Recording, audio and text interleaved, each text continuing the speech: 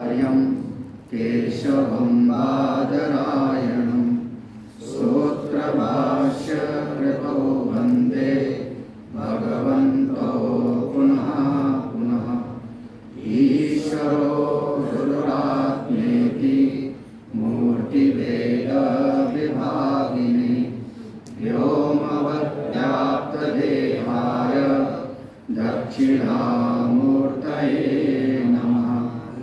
सदाशिवसमारम्भां शङ्कराचार्यमध्यमाम् अस्मदाचार्यपर्यन्तां वन्दे गुरुपरम्पराम्।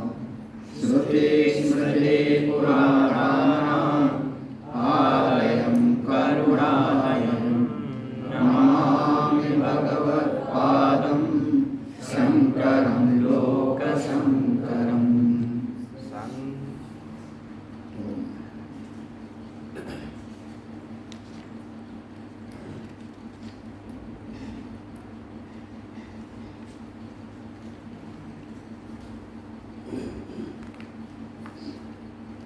ब्रह्म विद्या की कृपा से जो जो महापुरुष अप्लावित हुए, ब्रह्म विद्या को अपने हृदय में धारण किए, उन्हीं महापुरुषों में एक नाम है लक्ष्मीधर।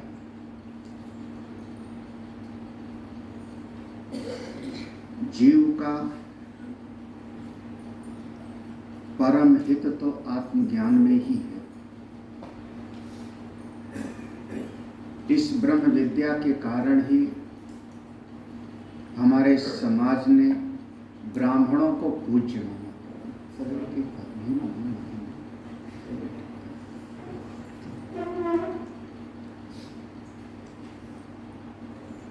ब्रह्म विद्या के कारण ही जीव अपने स्वरूप में जाके निष्ठ होता है। ब्रह्म विद्या से ही जीव का जो आवागमन है, पुनर्जन्म इत्यादि, उससे छूटता है। यह ब्रह्म विद्या जब तक जीव को हृदय में बैठती नहीं, तब तक चाहे कुछ भी करे, उसका आवागमन नहीं छूटता, दुख नहीं छूटता। ज्यादा से ज्यादा पुण्य अगर कर लेगा तो पुण्य से वस्तुएं उपलब्ध कर लेगा, लोक परलोक पा लेगा। हम कह देंगे पुण्य से स्वर्गलोक मिल जाएगा, पुण्य से स्वर्गलोक मिल जाएगा, पाप से नरक मिल जाएगा। स्वर्गलोक माने स्वर्ग जैसी अनुकूल व्यवस्थाएं, स्वर्ग जैसी अनुकूल व्यवस्थाएं हों, उसके उपरांत भी मन दुखी हो सकता है, और जगत में ऐसा देखा जाता है। समस्त व्यवस्थाओं के होने के उपरांत भी चित्त अशांत होता है, व्यथित होता है। केवल आत्मज्ञान ही एकमात्र उपाय है, और कोई उपाय है नहीं।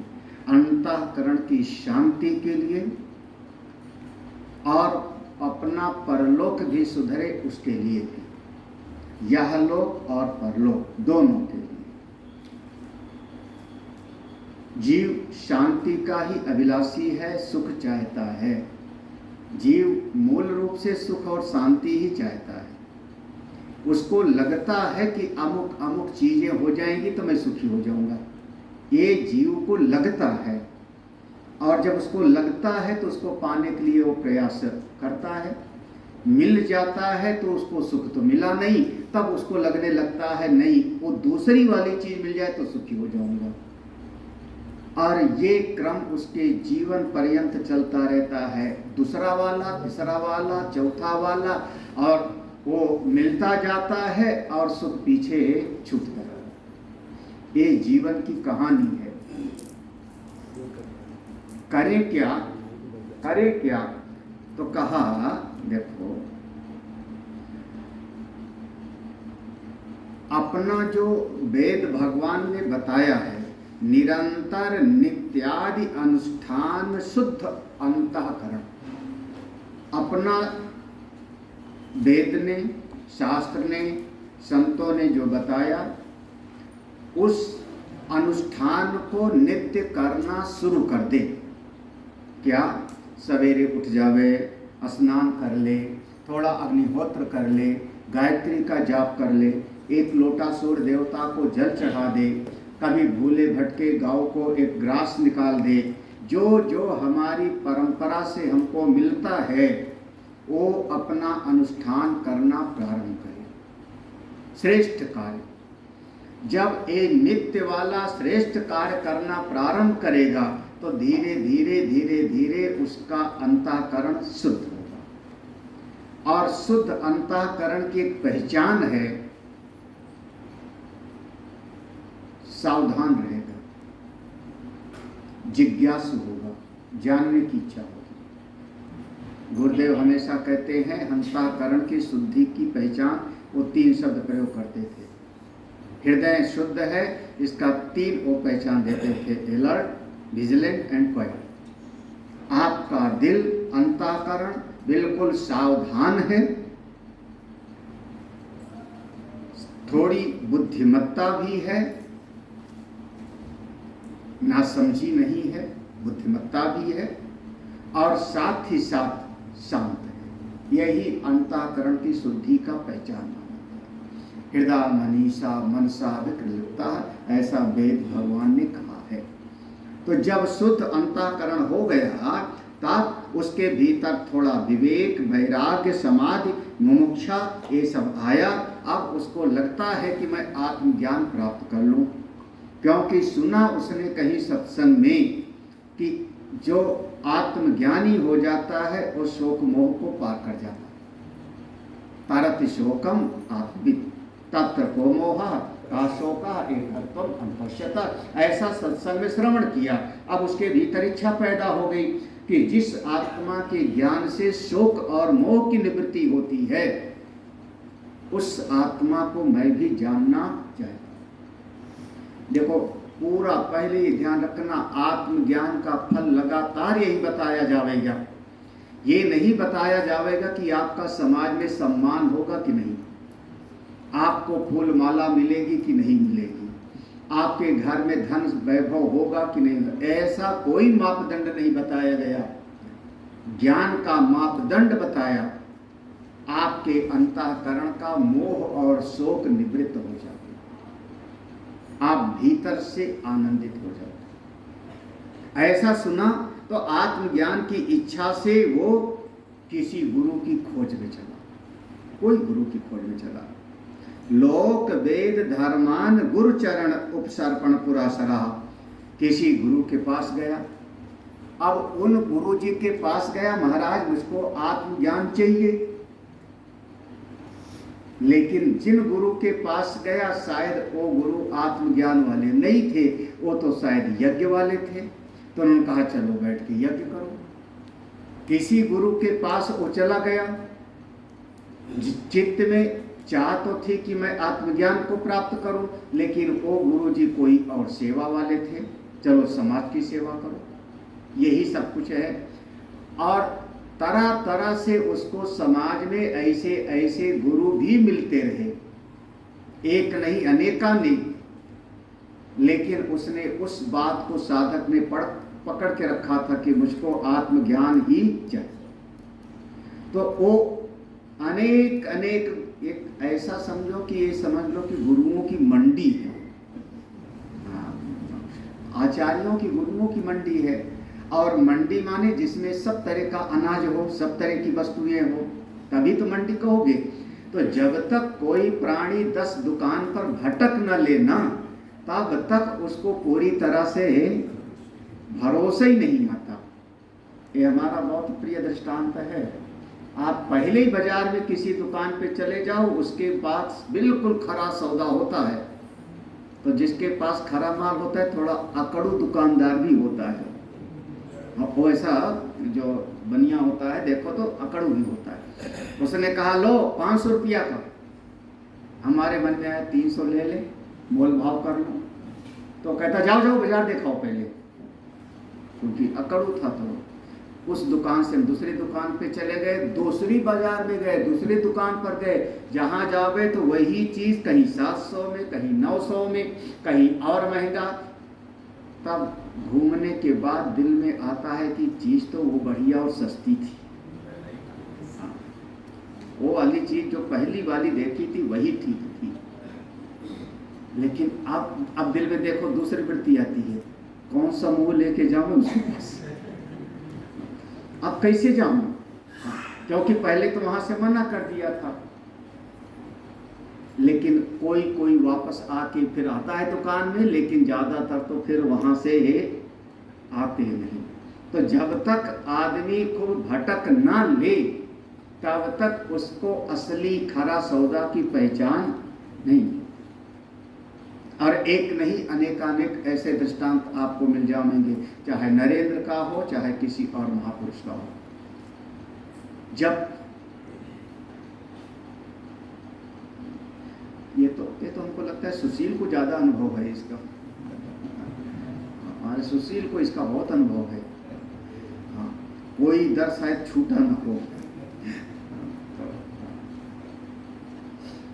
और बहुत सारे लोग बैठे हो।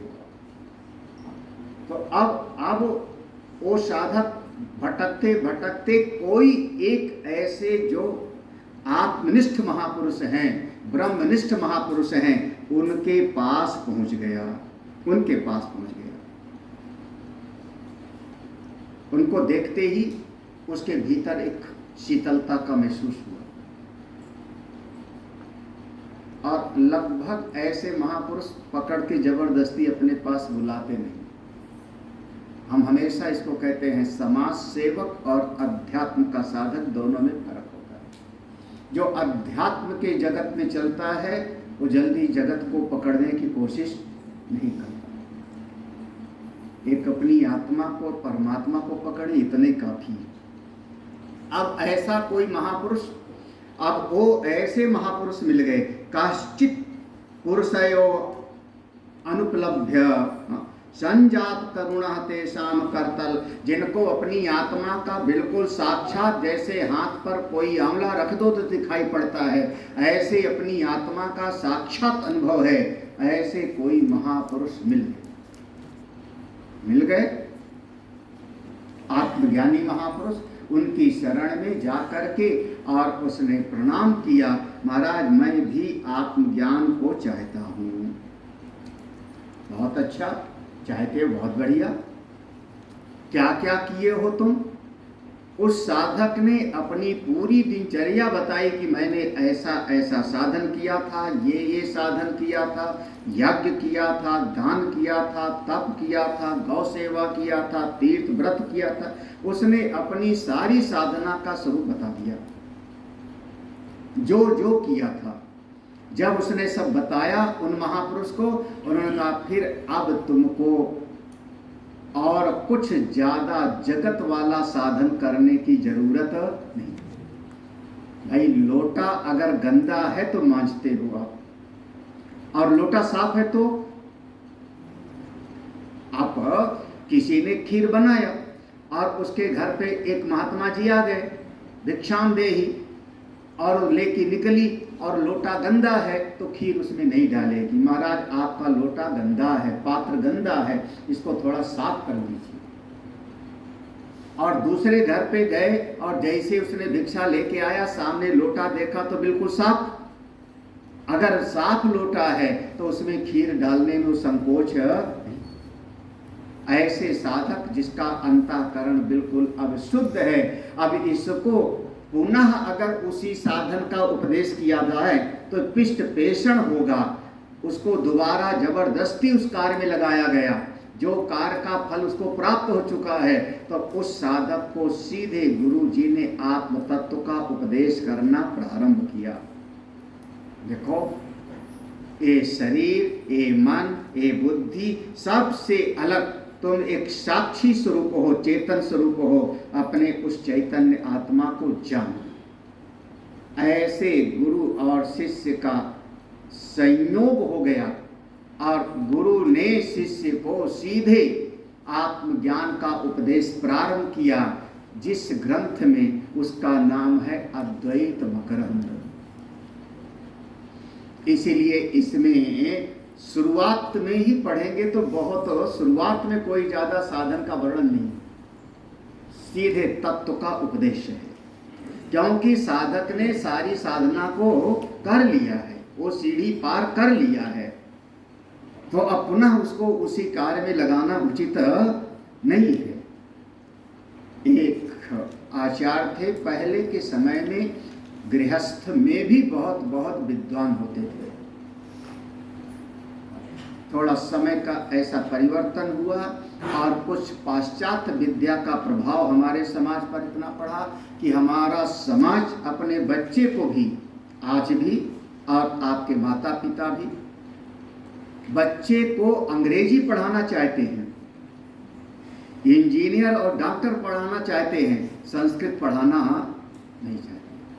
संस्कृत पढ़ाना, गीता पढ़ाना, कोई बच्चा घर में गीता लेके बैठ जावे पढ़ने के लिए तो माँ बाप ही कहेंगे स्कूल का किताब पढ़ो, ये क्या पढ़ रहे हो तुम। परिणाम क्या हुआ कि बाहर की वस्तुएं हमको प्राप्त हुई, भीतर का नहीं, भीतर का नहीं। लेकिन पहले जब हमारा गुरुकुल का एक परंपरा थी, उस समय पर बच्चे जब जाते थे तो वो सब कुछ शिक्षा प्राप्त करके आते थे, डिग्री नहीं होती थी, यहाँ तक ना कोई सर्टिफिकेट नहीं होता था, लेकिन बुद्धिमान होते थे, प्रज्ञावान होते थे। आजकल डिग्री होती है और कितनी प्रज्ञा होती है, आप एक कोई फार्म दे दो भरने के लिए, पता लग जाएगा। हाँ, एक कोई बच्चे को फार्म दे दो जो ग्रेजुएट हो, वो अब मम्मी पापा की सहायता लेना शुरू कर देगा। क्यों? क्योंकि डिग्री है, प्रज्ञा उसके भीतर उतनी नहीं। हमारा समाज पहले गृहस्थ था, वो भी अनेक अनेक उसमें विद्वान होते थे। एक बहुत महापुरुष थे, जैसे कभी नाम ही सुना होगा, पंडित मदन मोहन मालवीय जी का, ये तो नाम सुना होगा, खूब अच्छी तरह से BHU के संस्थापक। किसी समय में करपात्री जी महाराज, पूज्यपाद धर्म सम्राट करपात्री जी से उन्होंने शास्त्रार्थ किया। करपात्री जी महाराज जिनके सामने कोई जबान खोलने में जिसको जो है कांपता था, वो करपात्री जी इतने विद्वान, वो किंग मेकर, शंकराचार्यों को बनाने वाले हो, उनके सामने कोई शास्त्र की बात करने की हिम्मत नहीं करता था, लेकिन उनके साथ पूज्य मदन मोहन मालवीय जी का शास्त्रार्थ हुआ। कितनी प्रज्ञा रही होगी, कैसी रही होगी बुद्धि, और उनकी पीढ़ी में भागवत कथा के वक्ता होते थे। ऐसे ऐसे महापुरुष। एक महापुरुष का नाम था श्री हर्ष। उन्होंने, उनके ऐसी कोई घटना हुई परिवार में, पिताजी आदि दादाजी के साथ में, और श्री हर्ष ने एक ग्रंथ लिखा, आज तक वो विद्वानों के बीच में पढ़ा और पढ़ाया जाता है। नाम है खंडन खंड खाद्य, उसका नाम ही है खंडन खंड खाद्य। आप गीता, उपनिषद, ब्रह्मसूत्र तीनों पढ़ लो शंकर भाष्य के साथ, उसके बाद नंबर आता है। उसके बाद फिर उसका नंबर आएगा अद्वैत सिद्धि, चित सुखी, खंडन खंड खाद्य। उसको हम कहते हैं बृहत प्रस्थान त्रयी। लघु प्रस्थान त्रयी है श्रीमद् भगवद गीता, उपनिषद और ब्रह्मसूत्र। इसको कहते हैं लघु प्रस्थान त्रयी। कम से कम नाम याद रखना, लघु माने छोटा, लघु प्रस्थान त्रयी। और बृहत प्रस्थान त्रयी है खंडन खंड खाद्य, चित सुखी, अद्वैत सिद्धि। अब बताओ कब पढ़ोगे, अभी तो लघु ही का। तो श्री हर्ष महाराज ने, उन्होंने खंडन खंड खाद्य नाम का ग्रंथ लिखा, और उनका इतना कहना था, उनकी एक बात थी, उनसे पूछा आपका क्या मत है, आपका क्या मत है। उन्होंने कहा मेरा कोई मत नहीं, मेरा कोई मत नहीं, लेकिन जो तुम कह रहे हो गलत है, जो तुम कह रहे हो वो ठीक नहीं है। आप हिसाब लगाना, आजकल के जो वामपंथी हैं, हाँ, क्या करते हैं? जो वामपंथी है महाराज, वो यही कहते हैं जो सरकार है गलत है, तुम्हारा निर्णय गलत है, तुम्हारा जो कर रहे हो वो सही नहीं है, तुम कैसे करोगे?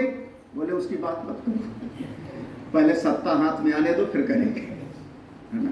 फिर तो हम वही करेंगे जो पहले से चला आ रहा है, जो पहले से चला आ रहा है, लेकिन जो आप कहोगे उसको काट देते हैं। ऐसे श्री हर्ष महाराज ने खंडन खंड खाद्य नामे पढ़ा, आप जो कह रहे हो गलत है, आप कहोगे ये है तो काट देंगे, आप कहोगे आत्मा है, परमात्मा है, ब्रह्म है, मनुष्य है, आप कह दो मैं मनुष्य हूं, वो कहेंगे कहाँ देखा? मनुष्य माने हाथ का नाम मनुष्य, की उंगली का नाम मनुष्य, की कान, मनुष्य माने क्या? संघात का नाम है, इंद्रियों का नाम मनुष्य है या इंद्रियों के संघात का नाम मनुष्य है? क्या हुआ? हाँ, इंद्रियों का नाम मनुष्य या इंद्रियों के संघात का नाम, संघात माने जोड़, उसका नाम, किसका नाम मनुष्य है? अब आप बेचारे जो है बुद्धि, महाराज वो ग्रंथ ही ऐसा है, हमारा एक भगत हरिद्वार में खरीद लाया नाम सुन के, ऐसे साधना शिविर में मैंने नाम बोला होगा, याद होगा, वो भगत मेरठ का खरीद लाया, दुकान पर मिलती है, खरीद लाया, हमसे उस पर लिखाया कि इस पर आशीर्वाद दे दो। जब मैं उसको लिया हाथ में तो हमने कहा ऐसा करो, इस किताब का कोई एक पैराग्राफ शुरू से लेके आखिर तक, तो ऊपर संस्कृत में है, उसके नीचे हिंदी अनुवाद है, किसी पैराग्राफ का हिंदी वाला पढ़ो और उस एक पैराग्राफ के अर्थ को हमको समझा दो तो मैं आशीर्वाद लिखूं। पहले पेज से आखिरी पेज तक किसी भी पेज का हिंदी वाला एक पैराग्राफ का अर्थ समझा दो, फिर मैं, महाराज वो पूरा 2 दिन तक लगा रहा, माथा पच्ची, किताबें वापस करके आ गया था। 600-700 रुपए की किताब थी, वो वापस करके आ गया। अब आप लोग ऐसा मत करना कि खरीद लाओ अभी, हाँ, तो उसके लिए बहुत समय चाहिए, प्रज्ञा चाहिए, बहुत बुद्धि। ऐसे ऐसे महापुरुष थे, ये मेरा कहने का मतलब है। ये सब ऐसे ही एक महापुरुष हुए जिनका नाम है लक्ष्मीधर। लक्ष्मीधर क्योंकि संस्कृत भाषा में कविता करते थे तो इनको कवि भी कहा गया है। पहले हिंदी में कविता नहीं होती थी, पहले तो संस्कृत भाषा में ही कविता होती थी। जैसे नाम कभी सुना हो कालिदास का, हाँ, नाम तो सुना होगा, उपमा कालिदासस्य, उपमा की बात हो तो कालिदास। लेकिन अंग्रेजी पढ़े लिखे लोग कालिदास नहीं, वहाँ वाला कुछ लेंगे नाम, हाँ, एक विदेशी नाम लेते हैं उपमा, किसकी? बोले फलाना की। तो ऐसे ऐसे श्री लक्ष्मीधर कवि राज दरबार में रहते थे, राज दरबार में रहते थे, लेकिन अद्वितीय विद्वान थे। तो इन्होंने एक ग्रंथ लिखा, समस्त वेदांत के शास्त्रों का, ऐसा समझो, एक फूलों का बगीचा है जिसमें बढ़िया बढ़िया फूल खिले हुए हैं, बढ़िया बढ़िया फूल खिले। एक व्यक्ति तो ऐसा हो सकता है जो फूलों के बगीचे में गया और जा करके एक एक फूल के अपने सौंदर्य का, उसके रूप का आनंद लेता है, ऐसा भी होता है। एक कोई ऐसा भी व्यक्ति हो सकता है जो बगीचे में गया और जाकर के फूल को तोड़ करके, मसल करके, उसका एक एक पार्ट निकाल करके उसका परीक्षण करे, निरीक्षण करे।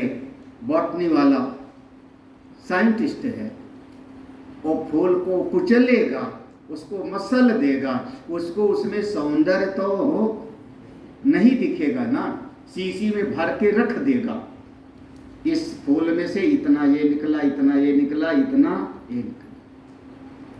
विज्ञान का काम उसको तोड़ करके उसकी खोज करना है। ज्यादा जो कवि होगा वो सौंदर्य को देखता है, कोई अगर ऐसा भी हो सकता है, उसी बगीचे में गया, उस बगीचे में जा कर के फूल के ऊपर ऐसे ऐसे पंखों से कुछ लहराती है।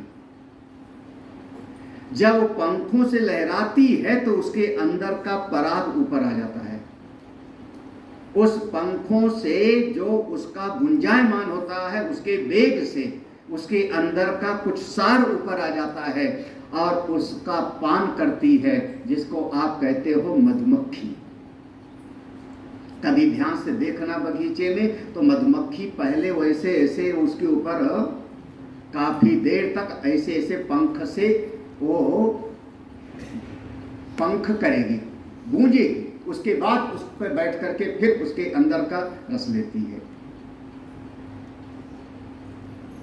उस फूल के अंदर का जो रस मधुमक्खी ने लिया, ऐसे ही समझो हमारा वेदांत शास्त्र का इतिहास है। बहुत सारे शास्त्र हैं, ग्रंथ हैं, गीता, उपनिषद, तमाम तरह के प्रकरण ग्रंथ। कोई ऐसा हो सकता है कि सब दुकान से खरीद करके लावे और लाइब्रेरी में सजा देवे। कहाँ पर? जहां बैठ करके उसको इंटरव्यू देना हो, उसके पीछे अलमारी में। पढ़ी कितनी वो बात अलग है। लगभग आप देखोगे कई इंटरव्यू देने वालों को ध्यान से देखना, तो जहां बैठ करके टीवी वालों को जो है कोई बैठ दे रहा है, उसके पीछे अलमारी में किताबें सजी। सारे यूट्यूबर यूट्यूब जो चलाते हैं सब वो, तो उसमें क्या है, महात्मा लोग भी सजा लेते हैं। हाँ, सब किताब खरीद करके लाए और सजा के रख लिया अलमारी में, सजा सजा करके। हाँ, पढ़ेंगे कब, राम जाने। हाँ, दूसरा, अब ऐसा भी हो सकता है जो उसी ग्रंथ को लेकर के और उसकी आलोचना करना शुरू कर दे। इस ग्रंथ के विषय में आलोचनात्मक अध्ययन करके और थीसिस जमा कर दिया और उसको पीएचडी की डिग्री भी मिल जाती है। नाराज मत होना विनोद। 10 किताबों को लेकर के लाइब्रेरी में बैठे, यहाँ का ईंट वहाँ का रोड़ा, भानुमती ने कुनबा जोड़ा, नई थीसिस सबमिट और डिग्री हासिल हो गई, काहे की? डॉक्टरेट की। कितनों को दिला चुके होंगे। वो विद्यार्थी यही करता है, 4-5 साल तक उसको रगड़े रहते हैं ये लोग, टीचर लोग। वो बस यहाँ से पढ़ेगा, वहाँ से पढ़ेगा, भीतर कुछ नहीं होता। वो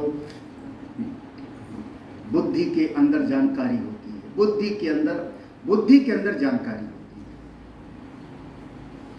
तीसरा कोई होता है जो एक ग्रंथ को पढ़ता है और उसी में अपने मन को इतना डुबो देता है कि साधना करते करते उसके भीतर के उस पराग को, उसके अंदर के जैसे मधुमक्खी उसके रस को ले लेती है, ऐसे वेदांत के उस तत्व के बोध को धारण कर लेती है।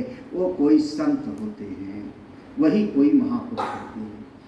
इसीलिए अद्वैत के जितने शास्त्र हैं वो फूलों का बगीचा है। अद्वैत के ब्रह्म विद्या के जो शास्त्र हैं वही बगीचा है, पुष्प हैं, और उसके अंदर का जो पराग है वही मकरंद है। तो नाम हो गया अद्वैत मकरंद। रचयिता लक्ष्मीधर कवि है। क्या इसमें विषय क्या हुआ? ब्रह्म विद्या का, ब्रह्म ज्ञान का, अद्वैत ब्रह्म विद्या का। और कितना होगा उस ब्रह्म ज्ञान के लिए जो जो आवश्यक है, वो बोले उसकी बात हम नहीं कर रहे हैं, वो सब का सब और शास्त्रों में वर्णन है। कितना आपको कौन सा साधन करना है, यहाँ तो केवल पराग की बात है, केवल सीधे तत्व बोध की बात है, वो हम वर्णन करने जा रहे हैं। ऐसा ग्रंथ अद्वैत मकरंद। वैसे लक्ष्मीधर के 3 ग्रंथ मिलते हैं, 3 ग्रंथ इनके प्राप्त होते हैं, लेकिन ज़्यादा प्रचलित नहीं है। हम लोग केवल अद्वैत मकरंद ही पढ़ते हैं। यही एक ग्रंथ पर हम लोगों का ज़्यादा चिंतन होता है। तो पहला श्लोक पढ़ी लेते हैं। कटा कटाक्ष किरण चान्तः नमन मोहाब्धये नमः अनंतानंद कृष्णाय जगन्मंगलमूर्तये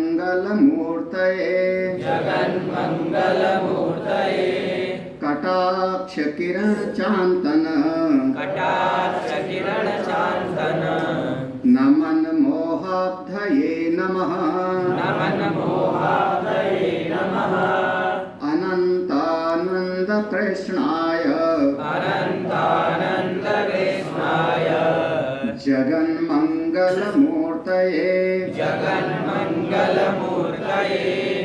ये मंगलाचरण है। यह श्लोक मंगलाचरण है। हम लोगों की अपनी परंपरा है, कोई भी अच्छा कार्य करना हो तो पहले मंगलाचरण करते हैं। गणेश जी की स्तुति किया, सरस्वती माँ की स्तुति किया, अपने गुरु जी का नमन कर लिया अथवा माता पिता को नमन कर लिया। इसका नाम होता है मंगलाचरण।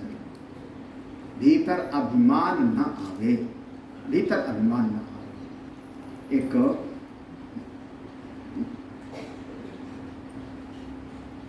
लखनऊ में हमारा सत्संग होता था हनुमान सेतु पर, तो एक हमारे भगत का जो है वो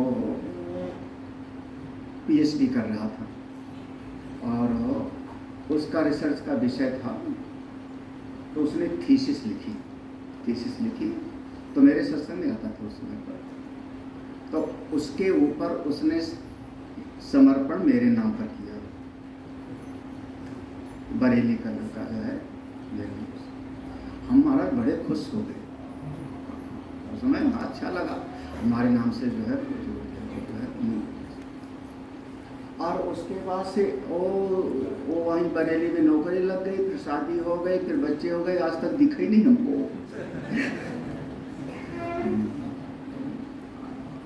अब फिर आज तक को नहीं दिखा होगा। समर्पण से पूरा आपको समर्पण किया, और जैसे आप लोग शाम को आरती में समर्पण करते हो, तन मन धन सब है तेरा, लेकिन कल भी तो समर्पण करना है आरती में, तो रात में वापस ले लिया अपना। भाई वैसे बस वो फिर आज तक उसके बाद दिखाई नहीं है। मंगलाचरण है। मंगलाचरण यानी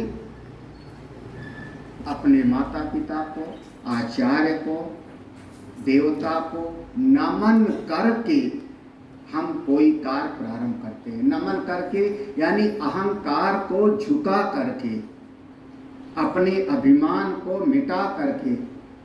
लगभग आप जीवन में देखोगे अभिमान जब आता है तो एक बार थोड़ा बढ़ता लगता है। अभिमानी व्यक्ति का ये लक्षण बताया गया है, एक बार उसको लगेगा मैं बढ़ रहा हूं, लेकिन इतनी तेजी से गिरता है कि फिर गायब हो जाता है, जैसे दुर्योधन, रावण इत्यादि का। ऐसा मत समझना कि अभिमानी बढ़ता नहीं, एक बार बढ़ता लगेगा। एक बार लगता है कि दुनिया में उसने कुछ कर लिया और अचानक ऐसा गायब होता है कि कहते हैं उसके नाम का दिया जलाने वाला भी कोई ही नहीं रह जाता। ता रावण घर दिया ना, अपने जीवन में कभी अभिमान ना आवे, इसी का नाम होता है मंगलाचरण। आप श्रेष्ठ से श्रेष्ठतम कार्य करो, बढ़िया से बढ़िया काम करो, भीतर अहम की वृत्ति ना आवे। मैं सब कुछ हूँ, मैं सब कुछ हूँ, एक वृत्ति से बच जाओ, फिर देखो। यही मंगलाचरण है। इसके लिए उपाय क्या है? उपाय ये है, कम से कम बड़े लोगों को प्रणाम करो, बड़े लोगों को नमस्कार करो। यहाँ पर बहुत सारे भाव हैं। कटाक्ष किरण चांत, यहाँ पर आप ऐसा जिनके पास होगा, कटाक्ष किरण चांत, यहाँ पर एक चरण पूरा हो जाता है। नमन नमन मोह अभ्यये नमः, ऐसे शब्द बनेगा। तो जो वहाँ पर चांतन मत बोल देना, हाँ, ना को अलग लगा देना। कटाक्ष किरण चांत, टेढ़ी नजर से देखा, टेढ़ी नजर से देखा। अरे अच्छा, मान लो आप किसी बहुत बड़े अधिकारी के दफ्तर में पहुंचे और जो बहुत बड़ा अधिकारी है वो आपका अपना परिचित है, आपका अपना परिचित है, कोई रिश्तेदार है, कोई और है। आप उसके चैम्बर में घुस गए, लेकिन पीछे से कोई क्लर्क या चपरासी आपको डांटता हुआ आया। कहाँ घुसे चले जा रहे हो? हाँ, परमिशन थी तुम्हारे पास, अपॉइंटमेंट था तुम्हारे पास, डांटता हुआ घुसा चला आया। और उस समय वो जो अधिकारी है अगर तिरछी नजर से उसको देख ले तो क्या होगा? वो अधिकारी अगर तिरछी नजर से उस क्लर्क को, चपरासी को देखे तो उसकी क्या कहोगे, सिट्टी पिट्टी, वो चुपचाप किनारे हो जाएगा ना।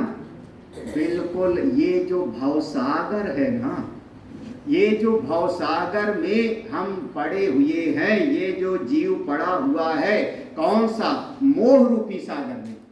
मोह अवधय, मोह अवधय माने मोह रूपी भवसागर में जो जीव डूब उतरा रहा है, जब गुरु जी ने वो तिरछी नजर से देखा, कटाक्ष किरण जैसे तिरछी नजर से देखा, चांद तक इसका समापन हो गया, सूख गया। भवसागर जो मोह रूपी सागर था, गुरुदेव ने ऐसे तिरछी नजर से देखा तो भवसागर चांतन माने अंतिम अवस्था को प्राप्त हो गया, सूख गया। इसका नाम हुआ शोषित, सूख जाना। भवसागर, मोह रूपी सागर गुरुदेव की करुणा दृष्टि से, कृपा दृष्टि से शांत हो गया। कौन से गुरुदेव आपके? कौन थे? अरे यहाँ पर एक अलंकार है। हाँ, जैसे एक शब्द प्रयोग करते हैं उसके कई अर्थ निकल आते हैं। कनक कनक ते, है ना?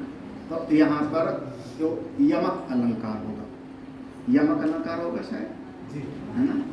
हाँ, तो एक अलंकार है, एक शब्द प्रयोग करते हैं, वो दो जगह पर उसका भाव लग जाता है।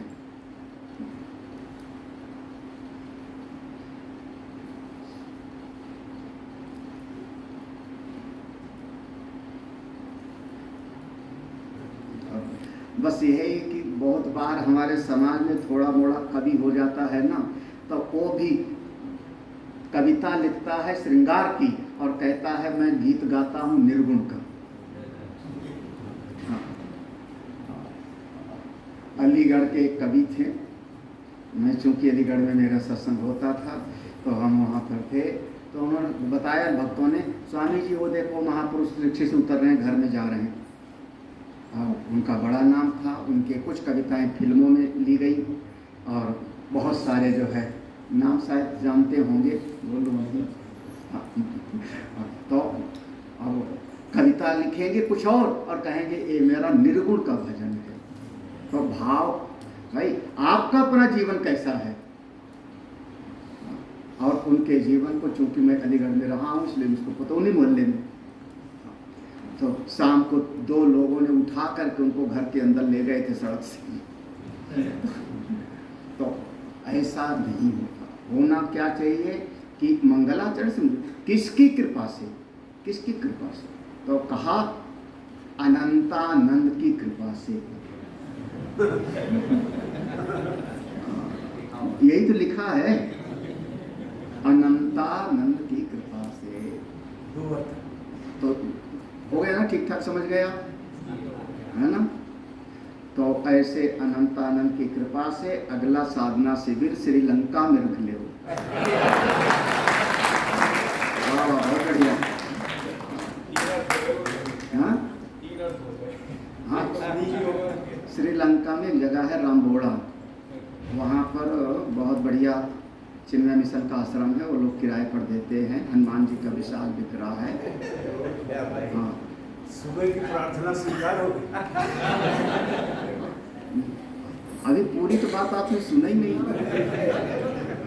वो पूरी बात सुनते नहीं और पूरे में जो है आधे में जो है आप जो है हमने क्या कहा अनंतानंद की कृपा से, तो इसका मतलब हम नहीं जाएंगे वहां, हम देख आए हैं अनंतानंद ही साधना शिविर लेंगे। अब कोई ताली नहीं बजाए हम नहीं जाएंगे। हाँ अब ताली बजाओ ना हम तो देख आए हैं, अब हम काहे के लिए वहां जाएंगे। तो अनंता हाँ इसको भी तो देख गए थे आप, फिर भी आए। दोबारा आपको इन लोगों ने वकालतनामा दिया है क्या? ये अनंत के पास नहीं है ना, आपसी मिश्रा के पास नहीं वो भी थी तो आपकी कृपा ही जरूर। लक्ष्मीधर जी के गुरु जी का नाम है अनंतानंद। लक्ष्मीधर के गुरु जी का नाम था अनंतानंद। लेकिन अब देखो अनंतानंद इसका क्या कहते हैं, अब इसको हम आपको अनंतो देश काल वस्तु परिच्छेद शून्य। अनंत देश काल वस्तु परिच्छेद शून्य, उसमें नहीं लिखा हुआ शायद तुम्हारी किताब में। अनंत किसको कहते हैं? अनंत माने अब अनंत चतुर्दशी के दिन पैदा हो गए तो अनंत कुमार नाम रख दो। हाँ भगवान विष्णु जी का नाम हो गया है ना। अनंत शयनम भगवान है पद्मनाभ स्वामी। अनंत कहते हैं जिसमें देश की सीमा ना हो। एक वस्तु है यहाँ पर तो है और वहां पर नहीं है, इसका मतलब ये सीमित हो गई किसमें? देश में। जब देश के अंदर ये सीमित हो गई तो इस वस्तु को मैं अनंत नहीं कह सकता। और जो वस्तु देश के अंतर्गत होगी वो जड़ होगी और विनाशी होगी। हाँ, एक देश में रहने वाला एक घड़ा है, घट है, आपने घट को यहाँ रख दिया तो घट यहाँ है वहां नहीं है, तो वो जड़ है और विनाशी है। आज नहीं तो कल 50-100 साल में वह टूट फूट जाएगा, नष्ट हो जाएगा।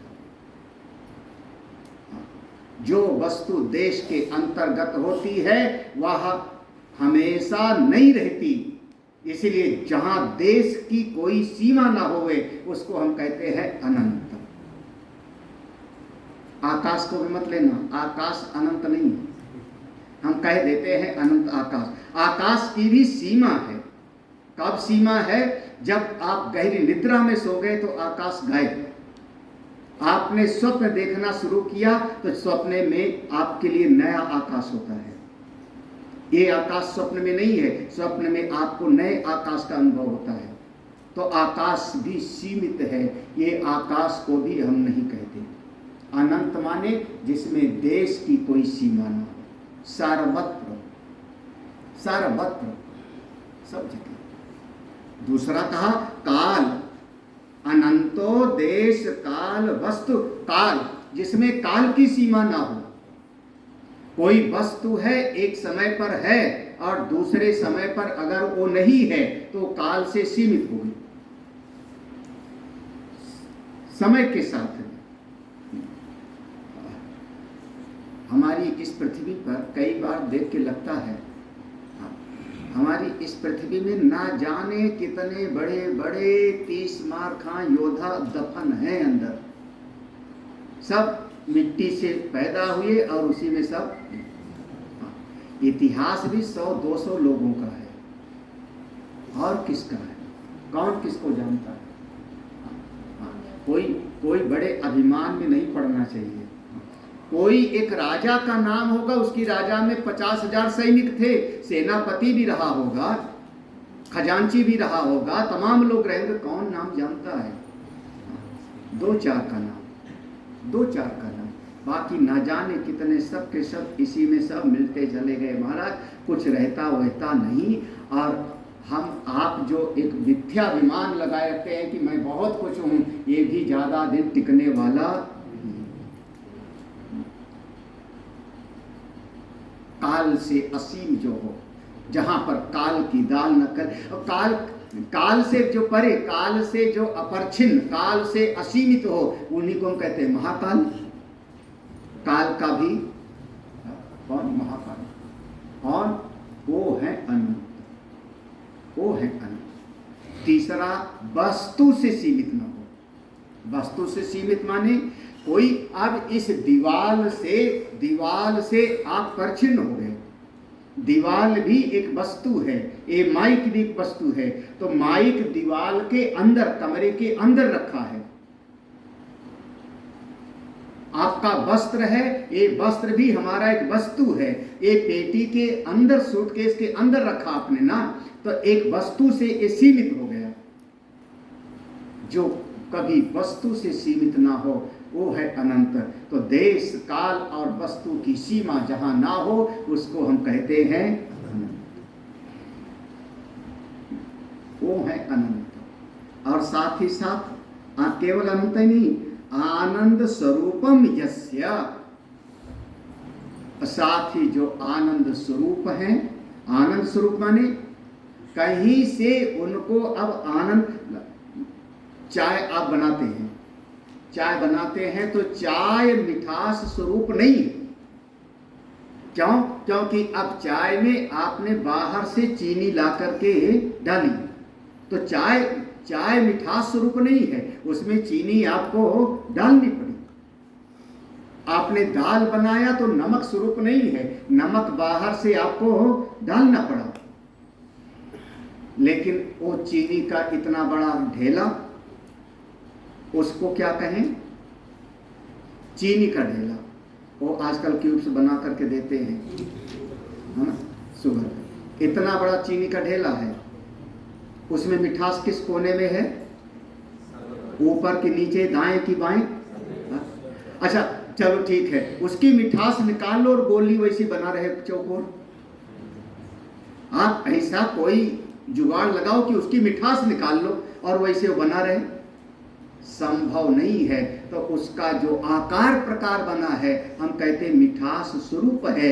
ऐसे जो आनंद स्वरूप है उसको हम कहते हैं आनंदमय। ऐसे हमारे गुरुदेव अनंतानंद, अनंत धन उनको मेरा नमस्कार। कौन है? साक्षात भगवान कृष्ण के स्वरूप है, अनंतानंद कृष्णाय।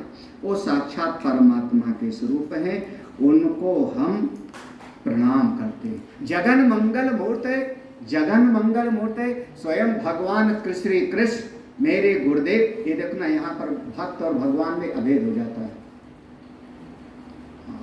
एतद ब्रूहि मम प्रभु, बार बार ऐसा जाता है। जब तक अपने गुरुदेव में भगवत बुद्धि नहीं होती तब तक उनके भीतर का ज्ञान टिकता नहीं।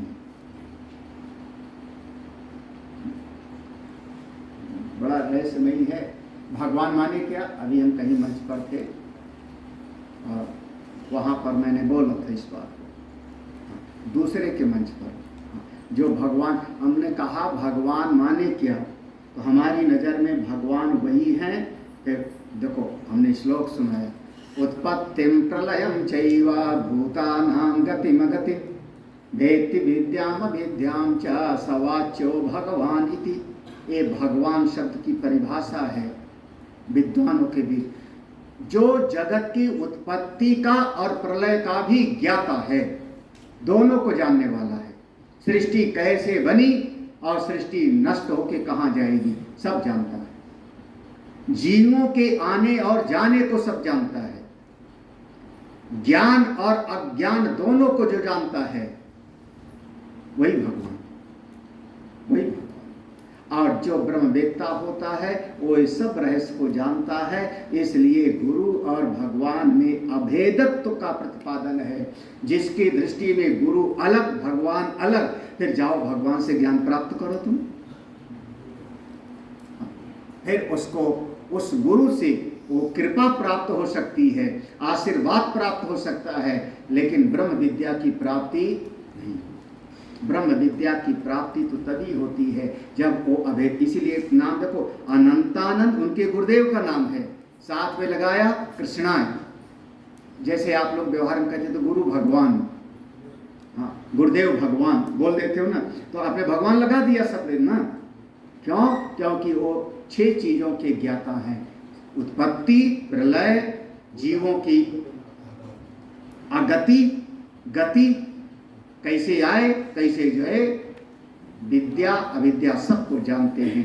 ऐसे गुरुदेव अनंत आनंद को मेरा प्रणाम। जिनकी दृष्टि पड़ जावे तो जगत, यही जगत जो कल तक हमको सता रहा था, यही जगत मंगलमय दिखाई पड़ने।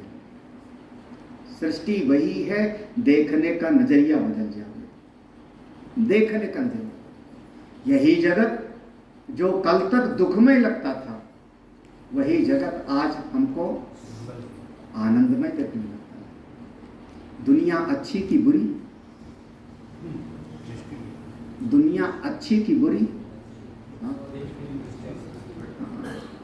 तो आपकी देखने की दृष्टि कैसी है?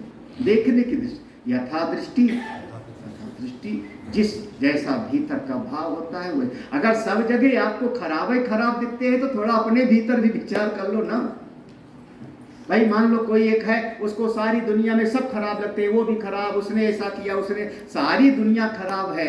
इसका मतलब थोड़ा स्वयं में तो विचार करो ना, आप कितने अच्छे हो, आप कितने अच्छे हो। अगर आपका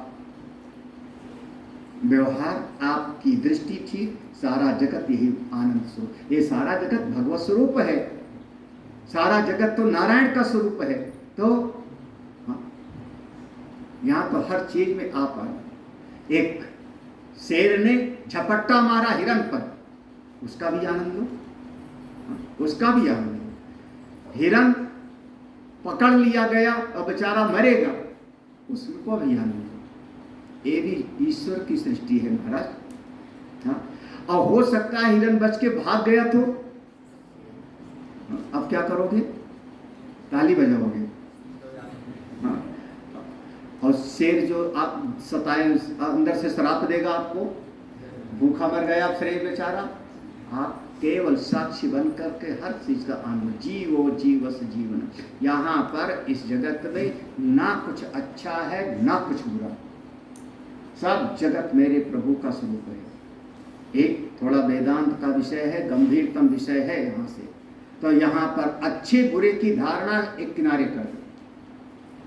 किसी को अगर आप बहुत आप प्रज्ञावान हो, साधक हो, तो जल्दी किसी पर लेबल मत लगाओ। ये अच्छा ये खराब, तुम अच्छे तुम खराब।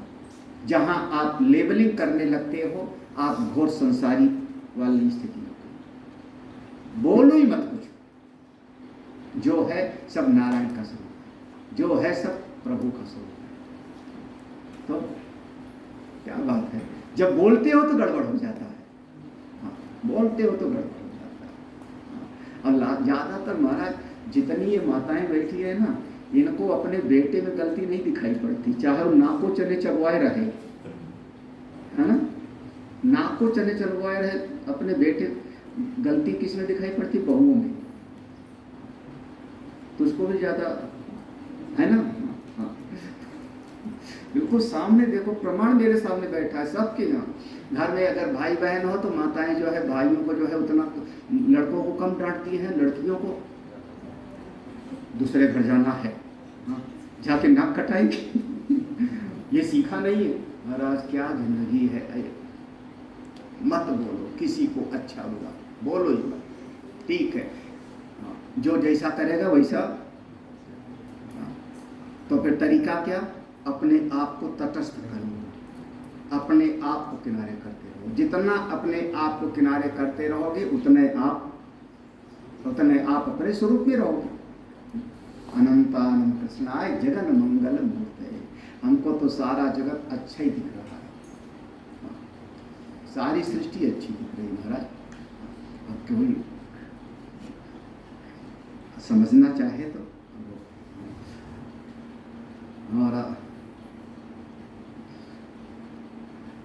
मेरठ शहर में कोई भगत, हाँ, अब वो अकड़ रही होगी कि सब करने वाला मैं ही हूँ, हम ही झंडा उठाए। वरुण हमारे कहते हैं कई बार, जैसे रावण ने कैलाश उठा लिया, कैलाश के ऊपर शंकर जी बैठे हैं, तो रावण कहता है गुरु जी को मैं उठाए हूँ तभी दुनिया इनको, ऐसे मिथ्याभिमान लगाने वाले, मैं नहीं रहूँगा तो गुरु जी का जो है मेरे ठेक टूट जाए। अब उनके ना रहने से एक नया आश्रम बन गया महाराज, उनके ना रहने से एक नया आश्रम, राजीव बैठे हैं हमारे, अरविंद वगैरह, नया आश्रम खड़ा हो गया है नहीं विनोद। और जितना बढ़िया कमरा में पहले हम 10 साल रहे हैं उससे ज़्यादा बढ़िया कमरा हो गया, देखा होगा जिन्होंने, तुमने नहीं देखा, उससे ज़्यादा बढ़िया कमरा बन गया है, उससे ज़्यादा बढ़िया कमरा।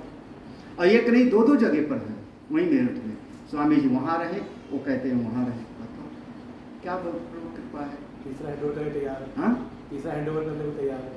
तीसरा कोई हैंडओवर करने को तैयार है। हाँ, बना हुआ है मंदिर, परशुराम मंदिर वाला। हाँ, तीसरा मंदिर मंदिर ही हैंडओवर करने को तैयार है। उन्होंने हमको फाल वाला महरा करके, महाराज जी मंदिर है, आप संभाल लो, स्थान है पूरा संभाल लो। बताओ, पीछे काफी बड़ा है। हाँ, पीछे अस्पताल चलता है। देखा है मैंने, पीछे तक जाके देखे, दोनों साइड रोड है। तो इसलिए कभी ये मिथ्याभिमान मत लाना, मेरे बगैर कोई काम चलेगा नहीं। और एक भगवान की सृष्टि ऐसी है कि आप जो अभिमान अगर किनारे हो गएगा ना तो 4 और नए तैयार हो जाते हैं। हाँ, इसलिए ज़्यादातर लोग समझ गए मैं क्या बोल रहा हूँ। हाँ, लोग तो ममता तो समझेंगे, लेकिन बात तो आप अनुभव करके देखो, ये जगत का अनुभव करके देखो। तो ये सारी सृष्टि भगवान की है, भगवान इसको चलाने वाले हैं, तो वो अच्छा ही चला रहे हैं। और मैं भगवान का हूं तो मेरे लिए कभी गलत क्यों होगा? समझना, सृष्टि भगवान की है, चलाने वाले जगत को भगवान, और मैं नारायण का हूं, तो आपके जीवन में जो घटित हो रहा है उसमें भलाई है, उसमें कल्याण है। आप उसमें कभी कोई आपके जीवन में जो घटित हो रहा है, भले आपकी बुद्धि से लगता है कि मेरे लिए ठीक नहीं हो रहा है, लेकिन अगर आप थोड़ा श्रद्धा से शास्त्रों की बात मानोगे तो उसी में आपका हित छुपा है, उसी में आपका कल्याण है। जगन मंगल, ये शब्द ऐसा है। चलो अगला श्लोक पढ़ लेते हैं। ये अगला श्लोक बहुत बार सुना होगा और मैं बार बार इसको बोलता हूँ। सीधे ये मंगलाचरण हो गया और इसके बाद अब सीधे तत्व का उपदेश है। अहम अस्मि सदा भामि, कदाचित् नाहम अप्रियः, ब्रह्मैवाहमतः सिद्धम्, सच्चिदानन्दलक्षणम्, अहमस्मि सदा भामि, कदाचित् नाहम अप्रियः, ब्रह्मैवाहमतः सिद्धम्, सच्चिदानन्दलक्षणम्।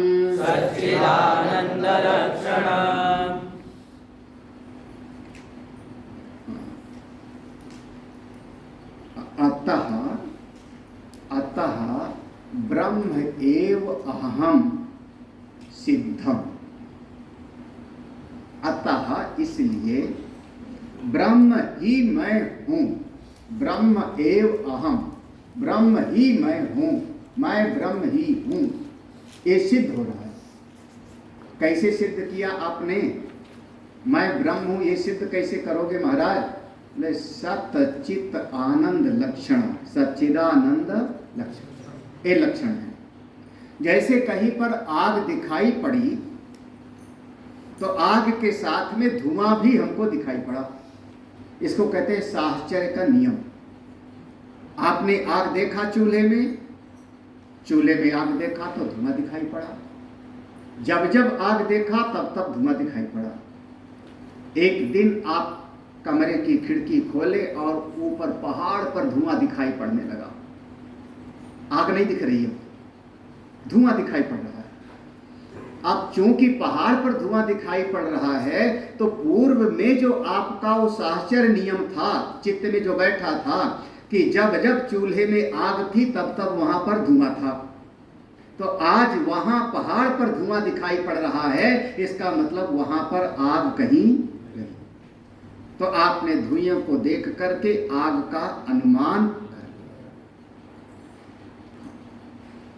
और जीवन में बहुत सारी चीजें हुई, कितनी बार आप लोग कहते हो जरा देखना तो हमारा बीपी तो देखना। कैसे आपको लगा कि मेरा बीपी घट रहा है या बढ़ रहा है? कैसे? जरा मेरा शुगर तो चेक करना। कैसे आपने कहा? कोई लक्षण आपने देखा ना, कोई लक्षण देखा, कमजोरी आ रही है, सीढ़ी चढ़ने में सांस फूलने लगी, कुछ न कुछ एक लक्षण देखा तो आपको तुरंत कुछ लगा कि शायद बीपी अथवा शुगर हमारा।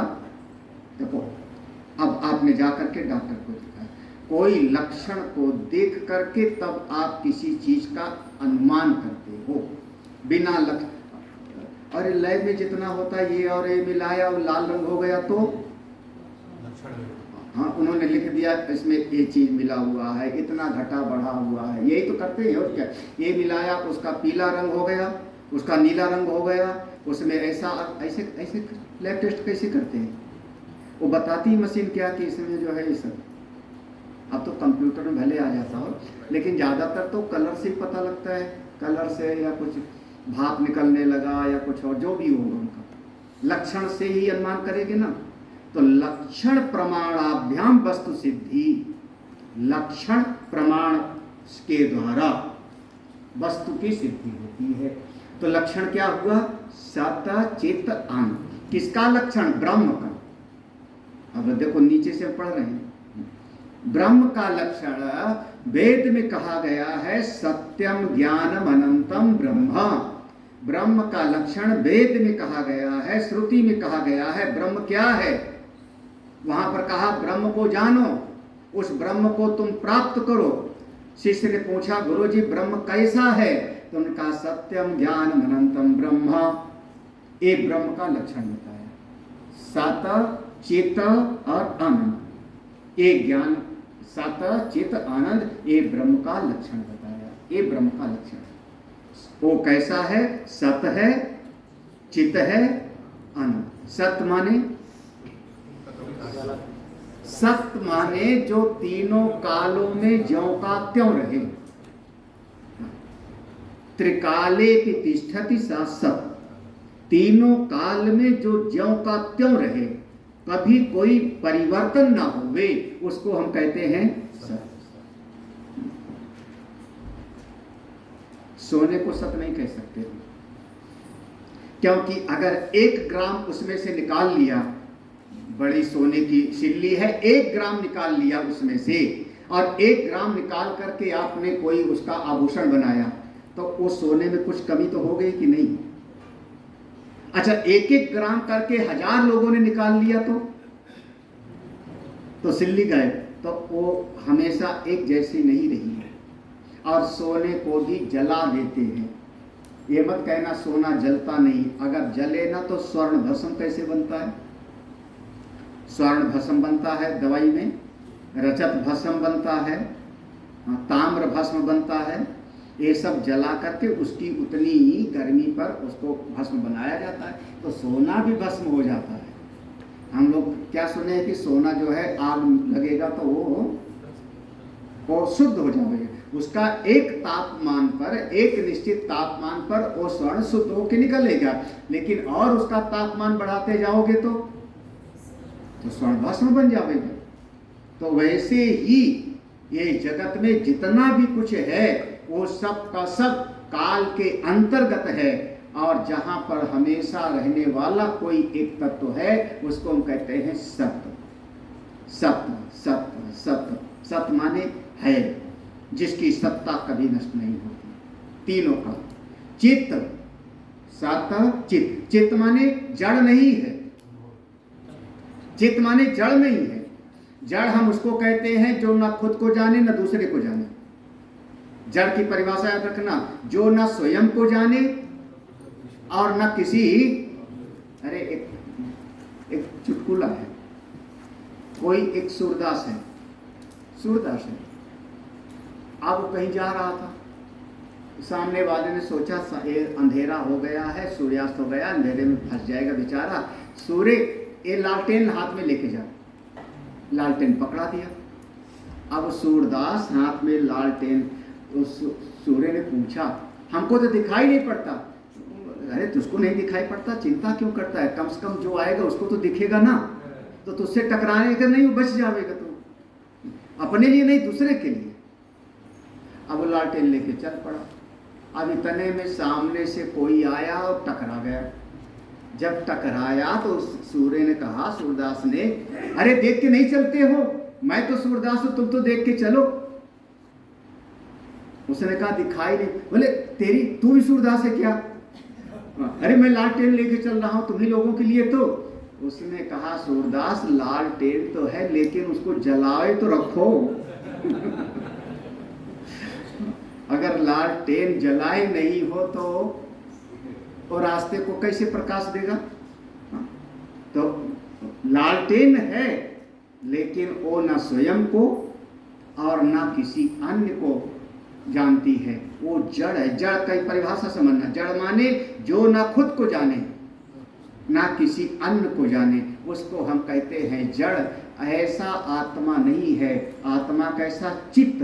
चित्त माने ज्ञप्ति स्वरूप, ज्ञान। अब इसका उल्टा समझो, जो स्वयं को भी जानता है और दूसरे को भी जानता है, वो कौन है? चित्त। खुद को भी जाने, अरे मैं स्वयं को भी जानता हूं और माइक को भी जानता हूं, किताब को भी जानता हूं, रुमाल को भी जानता हूं, उसको कहेंगे चित्त। सत चित्त, दो चीज। तीसरा है जो सत है, चित्त है, वही प्रिय होता है, उसी में आनंद होता है। आनंद स्वरूप। एक 3 लक्षण ब्रह्म के बताए, सत्य चित्त आनंद। ये 3 लक्षण ब्रह्म के। देखो नीचे की पंक्ति देखना, सत्य चित्त आनंद, ये 3 लक्षण वेद ने ब्रह्म के बताए हैं। सच्चिदानंद लक्षण, किसका लक्षण? ब्रह्म का।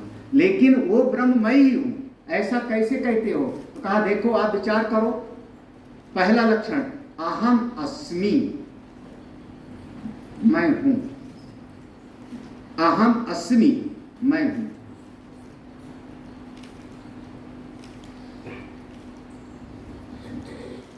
वो समय बताओ जब आप ये कहो कि मैं नहीं हूं। एक समय बताओ कि मैं नहीं हूं, वो समय बताओ सकते हो? हाँ?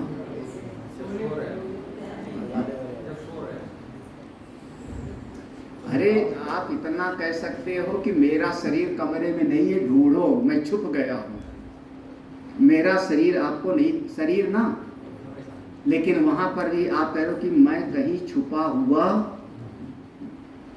कौन सा भजन है?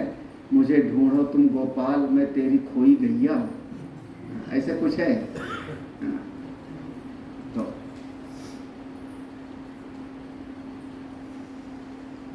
अच्छा, आप इस दुनिया में आने के पहले थे कहीं कि नहीं? नहीं थे। कहाँ थे? कहाँ थे? कर्मानुसार कहीं रहे हो। हाँ? वैसे उसके लक्षण बताए हैं कुछ। कहाँ से बच्चा आया है, जीव कहाँ से आया है, इस शरीर में आने के पहले कहाँ से आया है, तो कुछ लक्षण शास्त्रों में बताए हैं। ऐसा ऐसा व्यवहार है तो समझ लेना वहाँ से आया है, ऐसा ऐसा व्यवहार कर रहा है तो समझना कि वहाँ से आया है। अब वो वहाँ वाले में स्वर्ग नरक सब कुछ हो सकता है, पता नहीं कहाँ कहाँ से। लेकिन इतना तो आप कहते हो कि महाराज क्या करें, अपने कर्मों का फल भोगने के लिए हम, यही ना, जो हम किए थे वही तो हम, माने क्या कह रहे, जो हम किए थे, इसका मतलब पहले आपने कभी थे ना, तो आपकी सत्ता मैं हूं इसका कभी निषेध नहीं हो सकता। अहम अस्मि ये हमेशा रहता है। मैं हूं, मैं। अब ये अलग बात है कि आप स्वर्ग में हो कि नरक में हो कि वैकुंठ में हो कि कैलाश में हो, लेकिन मैं हूं ये कभी नहीं मिटेगा। अहम अस्मि ये पहला लक्षण। दूसरा सदाभामी। सदाभामी माने मैं अपने आप को जानता हूं। भामी माने प्रकाशित करना, अपने आप को जानता हूं। अपने आप को, अपनी आत्मा का क्या स्वरूप है ये नहीं जानते हैं, लेकिन मैं जिंदा हूं ये तो मैं जानता हूं। मुझको भूख लगी है ये तो मैं जानता हूं, मुझको प्यास लग रही है ये तो मैं जानता हूं। तो अपने आप को, अपनी अस्तित्व को आप जानते हो। मैं हूं, मैं अपने आप को जानता हूं। तीसरा लक्षण, मैं अपने आप से प्रेम करता हूं बिना किसी कंडीशन के। संसार में आप जहां भी प्रेम करते हो वहां कुछ टर्म्स कंडीशन लागू कर देते हो। कंडीशनल बिल्कुल अनकंडीशनल कहीं नहीं होता। फिर दुनिया में लोग कहेंगे एक हाथ से ताली नहीं बजती। संसार का प्रेम वो शर्तों के सहित होता है। और अपने आप से प्रेम, अपने आप से प्रेम। अच्छा, पानी नहीं मिलेगा तो फिर अपने आप से प्रेम नहीं करोगे? हाँ? पाँव में दर्द होगा, कमर में दर्द होगा तो अपने आप से प्रेम नहीं करोगे? शरीर आपको सतावेगा, रुलावेगा तब फिर अपने आप से प्रेम नहीं करोगे? महाराज वो अपने आप से जो प्रेम है उसी के लिए मैं दवाई करता हूँ। वो दर्द नहीं सहा रहा है तो मैं डॉक्टर के पास दौड़ता हूँ, क्योंकि मेरा प्रेम मुझसे असीम है। तो मैं हूँ, मैं अपने आप को जानता हूं और मैं अपने आप से प्रेम, ये तीन वृत्ति। मैं हूं हमेशा, इसका मतलब सत्य। मैं अपने आप को जानता हूं चित, और मैं अपने आप से प्रेम करता हूं आनंद। तो जो ब्रह्म का लक्षण वेद ने बताया है वो तो मेरी अपनी आत्मा में घटित हो रहा है कि मैं हमेशा हूं, मैं स्वयं को जानता हूं, मैं अपने आप को प्रेम करता हूं। तो ब्रह्म वाला लक्षण मुझ में घटित हो रहा है। इसलिए ये बात सिद्ध हो रही है, इसलिए सिद्ध हो रही है कि मैं ही ब्रह्म हूं। अहम ब्रह्मास्मि की यहां पर सिद्धि कर देते हैं। आप तो आत्मा, आप तो ब्रह्म स्वरूप हो। इस बात को यहाँ पर समझाया है और आगे की बात हम कल की क्लास में देखेंगे। ओम पूर्णमदः पूर्णमिदं पूर्णात् पूर्णमुदच्यते पूर्णस्य पूर्णमादाय पूर्णमेवावशिष्यते। ओम शांति शांति शांति।